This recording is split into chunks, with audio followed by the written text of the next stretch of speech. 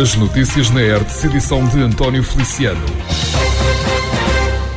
O Centro de Saúde de São Pedro, em Tomar, está nesta altura com fortes transtornos no atendimento, desde logo porque o médico de família que ali estava colocado saiu no início de setembro e ainda não foi substituído. Aliás, a redação da ERTE foi entretanto contactada por um utente que quis lamentar a situação e assegurar que nesta altura só é mesmo prestado atendimento a grávidas e diabéticos, sendo que doentes de risco, como disse ser o seu caso, não têm acesso a esses cuidados. Quem também não esconde a preocupação perante este cenário é António Vicente. Em declarações à ERTE, o presidente da Junta de São Pedro assegurou que já solicitou esclarecimentos à Unidade de Saúde Familiar dos Templários, mas não ficou nada satisfeito com a resposta. Agora, refira-se, os utentes, cerca de 1.500, devem deslocar-se até Oleias.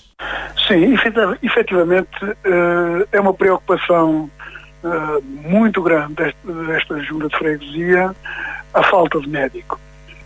Porque nós somos a freguesia neste momento, ou aliás, este posto médico, este centro, é o centro com mais utentes, acima dos 1.500, especialmente ou essencialmente tudo acima dos pessoas com mais idosas, com residência muito distante do centro de saúde, já tinha algumas dificuldades e agora elas vieram a aumentar. Nós, Executivo da Junta, enviou um e-mail para a Câmara Municipal a descrever a situação que eu acabei de descrever, portanto, do número de utentes, o afastamento, a falta de transportes, etc.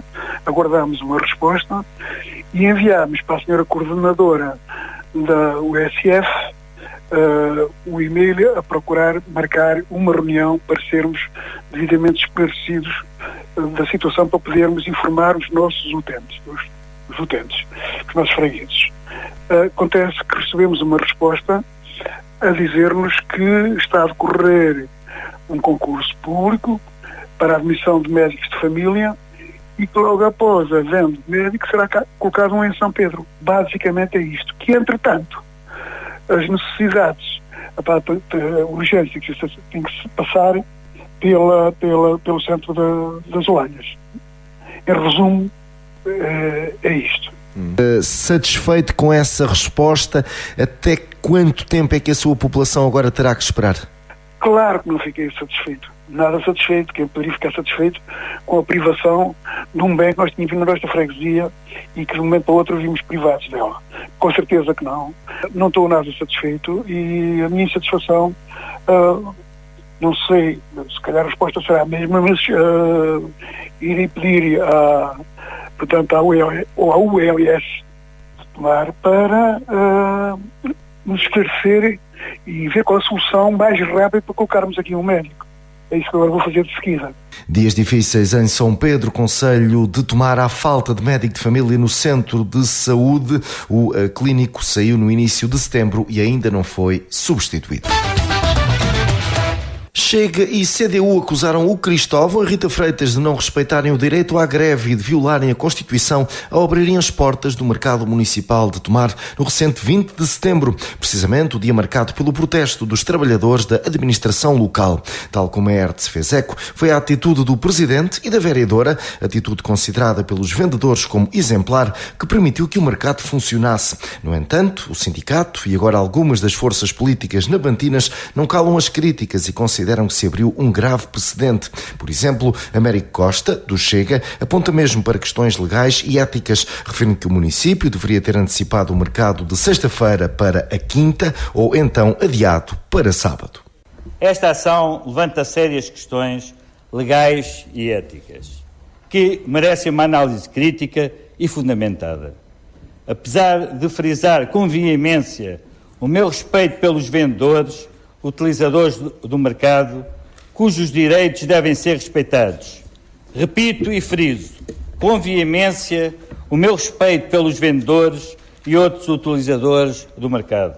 Ou seja, com a divulgação da greve, a Câmara deveria ter ponderado a remarcação do mercado municipal para o dia anterior ou para o dia seguinte, confrontada com a greve dos trabalhadores.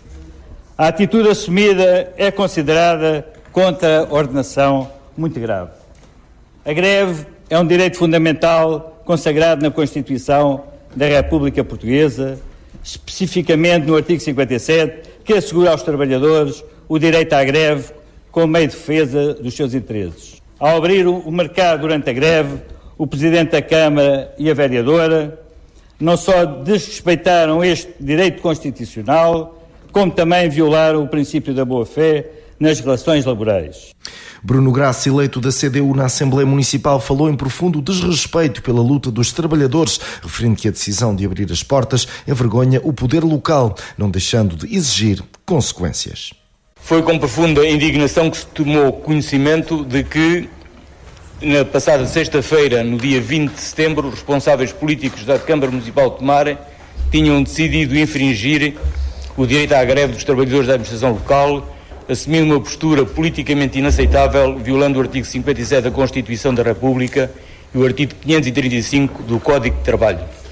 Com efeito, a atitude do Sr. Presidente de Câmara, ao caucionar a atitude da sua vereadora, que, fazendo-se acompanhar por um trabalhador aposentado, abrir as instalações do mercado municipal, só pode merecer o mais vivo repúdio pelo desrespeito que essa atitude manifesta pela luta dos trabalhadores que cumpriam um dia de greve marcada pelo seu sindicato, o STAL. O direito constitucional à greve é uma das mais importantes garantias da liberdade sindical e o seu desrespeito por parte de dirigentes políticos autárquicos amplia este grave atentado aos direitos fundamentais dos trabalhadores e envergonha o poder local. Este comportamento, vindo de uma estrutura do próprio Estado, é de todo inaceitável, exigindo-se que haja consequências. Na resposta, Hugo Cristóvão, presidente da Câmara, quis deixar claro que nenhum direito foi atropelado, justificando a decisão de abrir as portas do mercado com a salvaguarda dos direitos dos vendedores que ali têm o seu ganha-pão. O autarca recuou ao passado para recordar que ele próprio já abriu as portas da biblioteca no 1 de maio, precisamente para que o PCP pudesse realizar uma iniciativa alusiva a essa data. Primeiro, nenhum direito foi atropelado. Quando quem quis fazer greve, fez greve. Nós não temos nenhum funcionário nos 620, já são cerca de 620, do município que seja porteiro. Não há nenhum. E, portanto, era o que faltava que o responsável máximo das instalações, ou qualquer vereador nos seus pelouros, ou o chefe de divisão nos setores que têm à sua responsabilidade, assim como outros técnicos superiores, não pudessem abrir ou fechar uma porta. Como, aliás, fazem todos os dias, como, aliás, eu já fiz muitas vezes. E até devo dizer, mais uma vez, tudo está de Bruno Graça, não leva a mal, mas eu tenho que o lembrar, que eu até, das muitas coisas que já fiz nesta Câmara, e cingindo-me a aberturas e fechos de portas, até já fui abrir a biblioteca num feriado, que até creio que era 1 de maio, essa parte não estou certo, mas que até creio que era 1 de maio, precisamente para não chamar nenhum funcionário e obrigar a vir trabalhar, e fui abrir por uma ação do PCP. Fui eu, na altura vereador, que fui abrir e fechar a porta. Como já fiz em muitos outros casos. Portanto, não houve nenhum direito que tenha sido ultrapassado. Não houve nenhum trabalhador que fosse substituído. Aqueles trabalhadores que fizeram greve no mercado, o que é que fazem? Um deles é assistente técnico, faz cobrança de taxas. Naquele dia não foram cobradas taxas. E 2 deles fazem limpeza, que em regra nem é durante o horário de funcionamento. É só em alguma situação que ocorra, de alguma coisa que cai, de alguma coisa que é preciso limpar naquele momento. E isso os próprios vendedores fizeram. Portanto, nenhum trabalhador foi substituído. Por Tomar, Chega e CDU acusam Hugo Cristóvão de não respeitar direito à greve ao abrir porta do mercado no recente 20 de setembro. O Presidente recorda que já fez o mesmo no anterior 1 de maio para que o PCP pudesse realizar uma iniciativa. Rádio Hertz, a primeira a informar. Dupla felicidade em dia de celebração dos 19 anos de existência da Brigada de Reação Rápida. Fernando Freire, presidente da Câmara de Vila Nova da Barquinha, foi condecorado com a medalha Afonso Henriques, primeira classe, distinção a militares e civis por relevantes serviços prestados ao Exército. E, para além desta homenagem, também se ficou a saber que Tancos poderá receber a unidade de helicópteros de apoio, proteção e evacuação. Sobre a condecoração propriamente dita, Fernando Freire disse que a medalha é de toda a população, não deixando de se congratular pela escolha da BRR para assinalar o seu aniversário, precisamente em Vila Nova da Barquinha. Não gosto de personalizar as coisas, vocês já me conhecem, acho que aqui é o retrato de toda a população, de todo o Conselho e de todo o município. As pessoas não é o Presidente da Câmara que faz, quem faz são os trabalhadores, são as pessoas todas, e isto é um gesto coletivo. Entendo esta questão como um gesto coletivo, aliás, transmitir ao General-Chefe de Estado-Maior o nosso agradecimento enquanto município. As coisas são o que são, as pessoas, estou cá hoje, estou transitório, para o ano terá outra pessoa que não eu, estou no final do mandato, mas de facto entendo isto como um gesto de gratidão às populações, por aquilo que falámos anteriormente, pela gratidão e essencialmente também pela ajuda de mãos dadas de um lado e do outro. E vocês sabem que isso acontece no nosso dia-a-dia, quer com o regimento de engenharia, quer com as tropas paraquedistas, quer com a Brigada de Reação Rápida. É esta simbiose perfeita, de facto, de comunhão que vimos aqui viver. Sobre a possibilidade de Tancos receber a unidade de helicópteros de apoio, proteção e evacuação, Fernando Freire ainda quis esperar para ver, recordando que em 1993 ali estava sediada a Base Aérea 3. Tal evento se vir a acontecer só tem, de facto, a repristinar aquilo que nos foi, no fundo, retirado no ano de 1993. Como vocês sabem, nessa data estava entre a gente a base aérea número 3, com toda a sua dinâmica em termos aéreos, nomeadamente o Alouette 3 e outras aeronaves ligadas, essencialmente agora falando dos helicópteros. E, de facto, isso a acontecer só dará uma alegria. Vamos fazer o caminho caminhando, com alguma ponderação sobre esta temática. Eu tenho de ser um bocadinho contido, como vocês compreenderão, porque temos que ser como Santo Tomé, ver para crer. Fernando Freire, presidente da Câmara de Vila Nova da Barquinha, condecorado com a medalha Afonso Henriques, primeira classe, distinção por relevantes serviços prestados ao Exército. Rádio Hertz, informação. A Câmara de Constância necessita o quanto antes de avançar para as obras de ampliação do cemitério da Vila, uma necessidade que se coloca com mais ênfase desde há um ano. Para se ter a ideia da prioridade em torno deste processo, basta dizer que não fosse uma gestão criteriosa do município e já algumas pessoas teriam sido sepultadas nos cemitérios de Montalvo ou de Santa Margarida. Em recente entrevista na ERT, Sérgio Oliveira, presidente da Câmara, quis deixar claro aquilo que está em causa.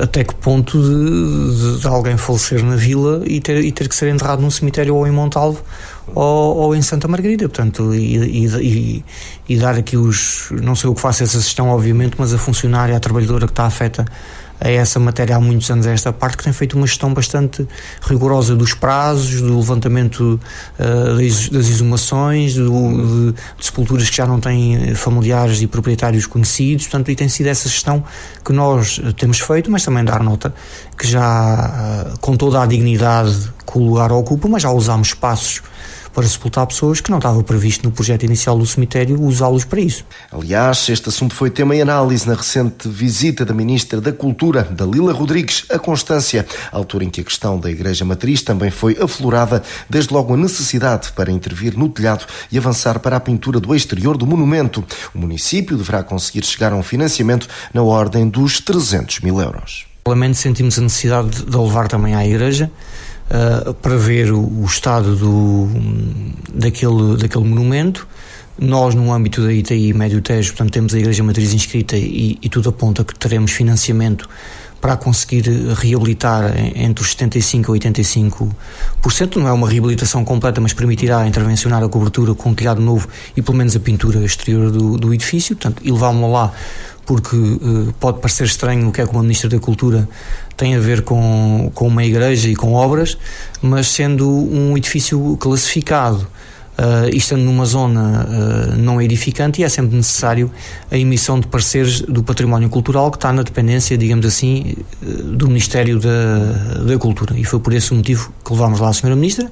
Paralelamente, a questão do cemitério também, que se arrasta há mais de um ano, precisamente um pedido de desafetação de uma parte do atual cemitério e da ampliação que queremos fazer da zona não edificante para podermos construir e ampliar o cemitério e arranjar aquele largo todo que lá está neste momento em terra batida. Portanto, e foi nesse âmbito que a Sra. Ministra veio e que nos deu indicações que, no que diz respeito quer à Igreja, nos parceiros que vierem do património cultural, que terão ao nosso lado na procura das melhores soluções, e que na parte do cemitério, que é a parte mais imediata que podem resolver já, deixou-nos a garantia que até ao final do ano que teríamos o processo resolvido.